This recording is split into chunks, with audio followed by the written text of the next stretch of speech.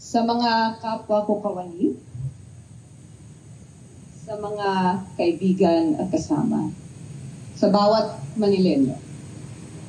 Ako po ay lubos na na-touch sa ilan sa nakaalala, nagpasalamat at nagpaabot ng patuloy na suporta at well wishes nitong mga nakaraang linggo.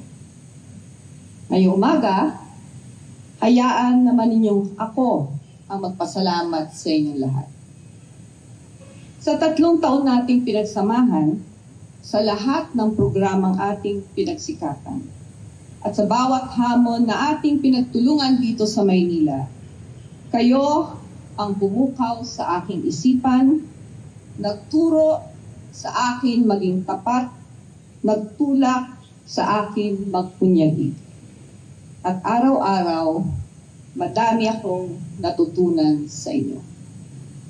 Ginawa ninyo akong isang mabuting mayor. Ginawa ninyo akong isang mabuting tao.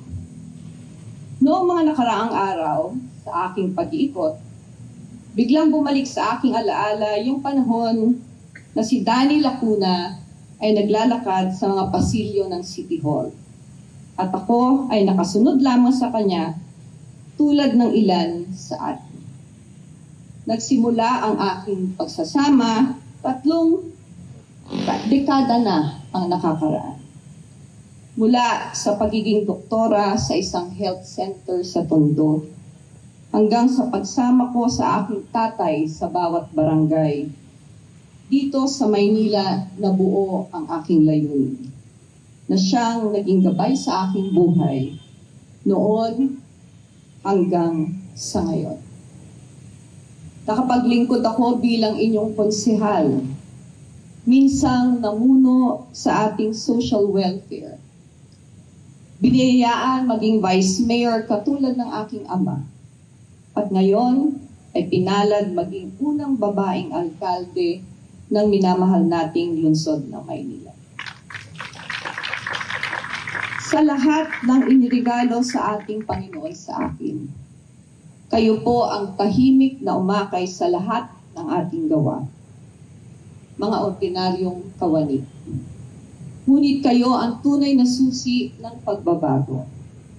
Sa pagtuon natin sa toong pasanin ng bawat Manilenyo, maging ito man ay sa paghahanap nila ng trabaho o sa kasiguraduhan ng sariling tahanan, sa pagdamay natin sa nawalan sa buhay, alay lunas sa mabigat nilang karamdaman, o sa simpleng pagbigay parangal sa mga nakatatanda sa atin, na iparamdam natin sa kanila ang totoong pangangalaga ng pamahalaan sa kanyang mamamayan.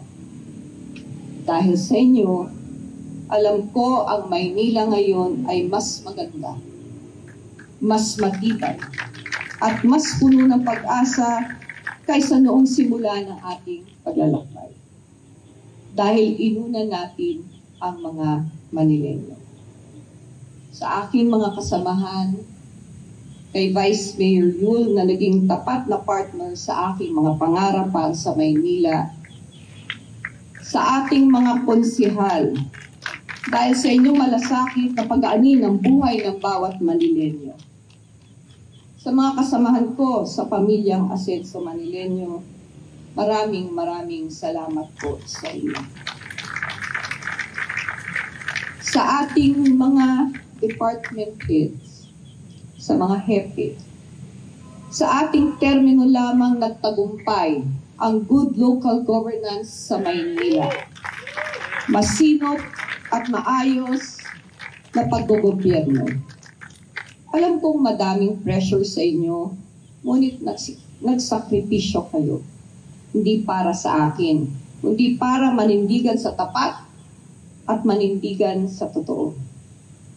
Tulad sa mga pinamumunuan ninyo, mataas ang tingin ko sa inyo bilang mga tunay na profesional. Ngunit higit pa doon, ay mas masaya akong pagmamalaki kayo bilang aking mga kaibigan. sa mga staff ko sa Office of the Mayor, higit pa sa 3 dekada ninyo kong inalagaan at ang pamilya Lacuna. Kumuha ako sa inyo ng lakas, sa inyong sipag, sa inyong dedikasyon, at higit sa lahat, sa inyong pagmamahal sa akin. Mahal na mahal ko kayo, at proud akong ituring kayo bilang aking pamilya. Sa inyong lahat, maraming salamat. Mga mahal kong kapwa kawani, mga minamahal kong Manilenyo, isa pong karangalan sa buhay ng aking pamilya. Mula sa aking ama at hanggang sa inyong lingkod, ang kayo ay aming napagsilbihan. Ang aking pong huling hiling sa inyo bilang inyong mayora ay ang siyang hiniling ko sa inyo nung tayo ay nagsisimula pa lamang. Hinihiling ko po na patuloy kayong maniwala na ang pagbabago sa ating Maynila ay wala sa kakayahan ng iisa.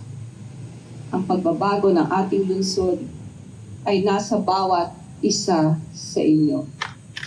Sa bawat isa sa atin. Kung kaya, huwag po kayong titigil. Dahil hindi po ako titigil. Patuloy niyong pagsikapan na makamit ang ating pangarap ng isang magnificent Manila. Ngayon, bukas, araw o ulan, kasama pa rin niyo ako. Maynila, mahal na mahal ko kayo. At kayo, ang mananatiling laging una kay Doktora Hani Lacuna. Maraming salamat. Magandang umaga po sa inyong lahat.